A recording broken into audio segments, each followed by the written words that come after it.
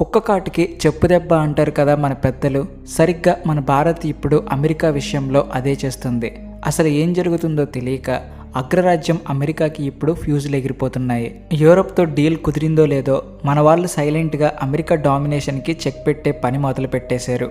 Dollar అంటేనే ప్రపంచాన్ని శాసించే పవర్ అని అందరూ అనుకుంటారు. కానీ ఆ పవర్కే మన వాళ్ళు ఇప్పుడు ఎసరు పెట్టారు.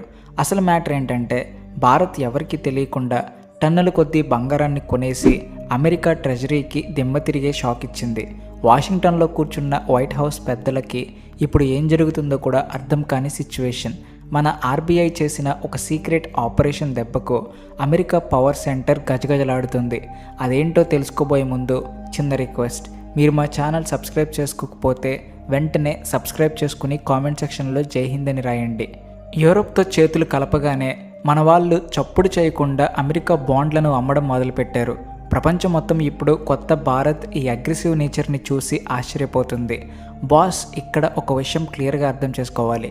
ఈ రోజుల్లో యుద్ధం అంటే కేవలం సరిహద్దుల్లో ఫిరంగులు క్షిపణులతో చేసేది మాత్రమే కాదు. నిజమైన యుద్ధం అంటే బ్యాంకుల ఏసీ గదుల్లో సైలెంట్గా జరిగేది. దీని ఇంపాక్ట్ ఎలా ఉంటుందంటే శత్రువు వెన్నెముక విరిగిపోయేలా ఉంటుంది. ఇప్పుడు ప్రపంచం మొత్తం భారత్ యూరోపియన్ యూనియన్ మధ్య జరిగిన ఆ హిస్టారిక్ డీల్ గురించే మాట్లాడుకుంటుంది. మన బిజినెస్ పెరుగుతుందని, ఎక్స్పోర్ట్స్ పెరుగుతాయని జనం పండగ చేసుకుంటున్నారు. కానీ ఈ హడావిడిలో అమెరికా కాళ్ళ కింద భూమి కదిలిపోయేలా మన వాళ్ళు ఒక డెసిషన్ తీసుకున్నారు. ఇది ఎంత పెద్ద నిర్ణయం అంటే వాల్ స్ట్రీట్ అనలిస్టులకు కూడా మైండ్ బ్లాక్ అవుతుంది. ఇంతకీ ఏం జరిగిందంటే ప్రపంచంలోనే సేఫెస్ట్ ఇన్వెస్ట్మెంట్ అని చెప్పుకునే అమెరికా గవర్నమెంట్ బాండ్లని భారత్ అమ్మేయడం మొదలుపెట్టింది. ఆ బాండ్లని మన ఖజానా నుండి బయటకు పంపించేసి వాటి ప్లేస్లో పవర్కి అసలైన సింబల్ అయిన బంగారాన్ని తెచ్చి నింపుకుంటుంది. ఒక పక్క అమెరికా మన మీద పన్నులు వేస్తాం, టారిఫ్స్ పెంచుతామని బెదిరిస్తుంటే మరో పక్క ఢిల్లీలో మన వాళ్ళు స్ట్రాటజీ మొత్తం మార్చేశారు. ప్రస్తుతం మన దగ్గర ఉన్న అమెరికా బాండ్ల విలువ 5 ఏళ్ల కనిష్టానికి పడిపోయింది. అదే టైంలో మన దగ్గర ఉన్న గోల్డ్ రిజర్వ్స్ రికార్డ్ లెవెల్కి చేరుకున్నాయి. అసలు భారత్ ఎందుకు ఇలా చేస్తుంది? డాలర్ ఫ్యూచర్ డేంజర్లో ఉందని మన వాళ్ళకు ముందే తెలిసిపోయిందా, లేక ట్రేడ్ విషయంలో అమెరికా చేస్తున్న ఓవర్ యాక్షన్కి ఇది మన రియాక్షనా? నిజానికి 2026 నాటికి భారత్ పరిస్థితి పూర్తిగా మారిపోయింది. డాలర్ని నమ్ముకోవడం మానేసి మన వాళ్ళు సేఫ్ గేమ్ ఆడుతూ బంగారం వైపు మళ్ళారు. అసలు ఈ బాండ్ల గొడవ ఏంటో సింపుల్గా చెప్పుకుందాం. అమెరికాకి డబ్బులు అవసరమైనప్పుడు బాండ్లని ఇష్యూ చేస్తుంది. ప్రపంచంలో ఉన్న మిగతా దేశాలు వాటిని కొంటాయి.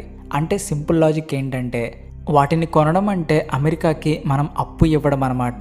ఏళ్ల తరబడి భారత్, చైనా, జపాన్ లాంటి దేశాలు తమ ఆదాయంలో మేజర్ షేర్ తీసుకెళ్ళి ఈ అమెరికా బాండ్లలోనే పెట్టేవి.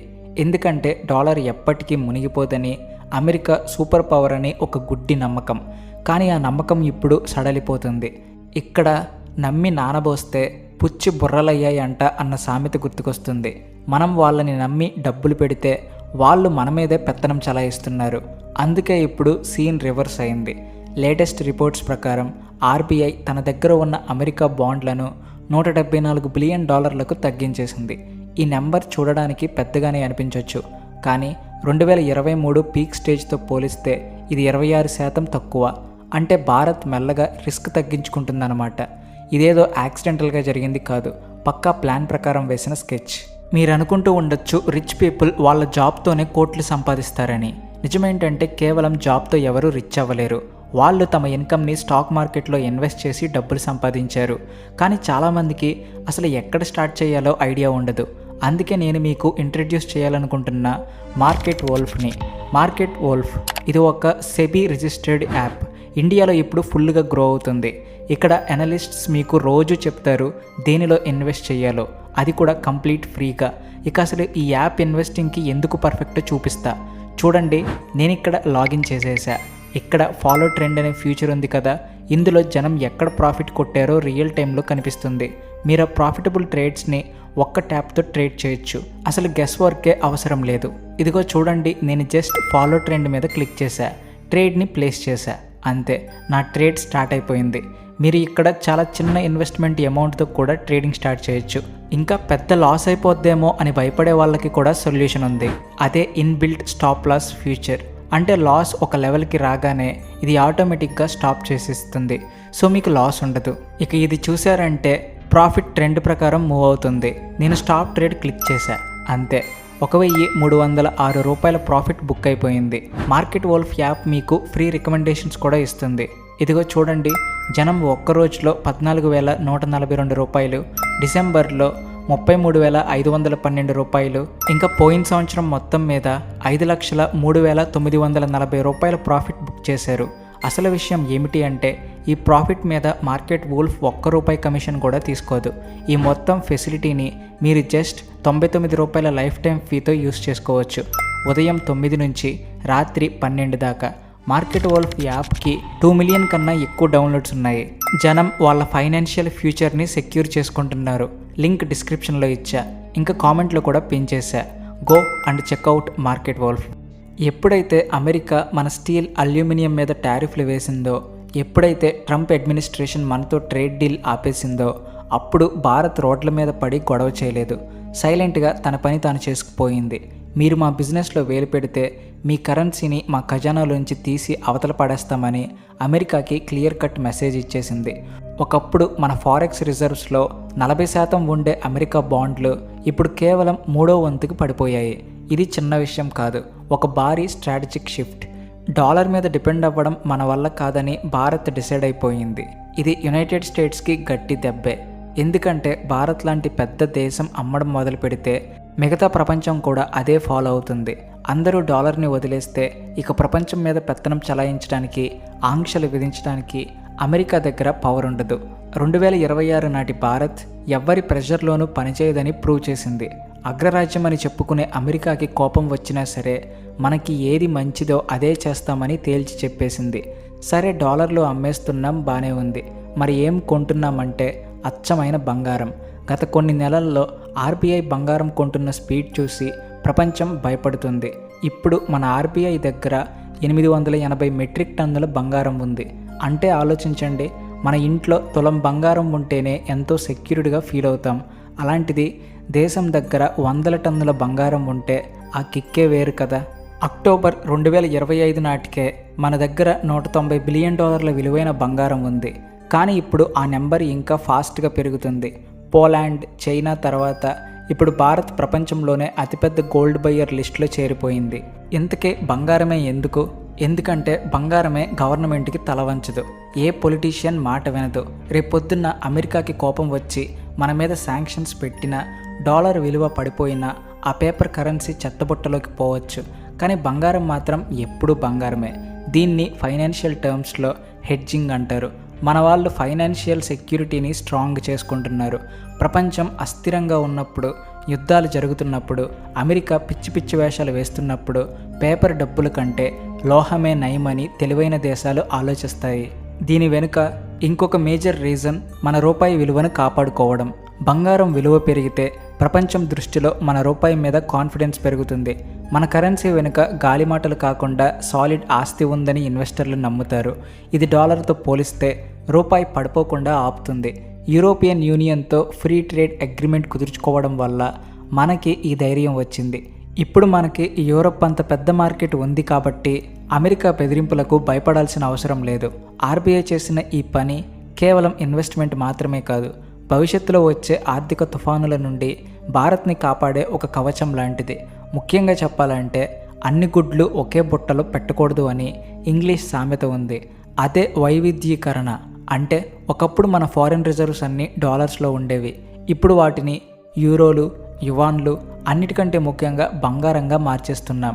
మీ ఖజానా నిండా బంగారం, చేతిలో యూరోప్ లాంటి పార్ట్నర్ ఉన్నప్పుడు అమెరికా మిమ్మల్ని కరెన్సీ మ్యానిపులేటర్ అనో, టారిఫ్ కింగ్ అనో పిలిచి బెదిరిస్తే మనకేంటి, లైట్ తీసుకుంటాం.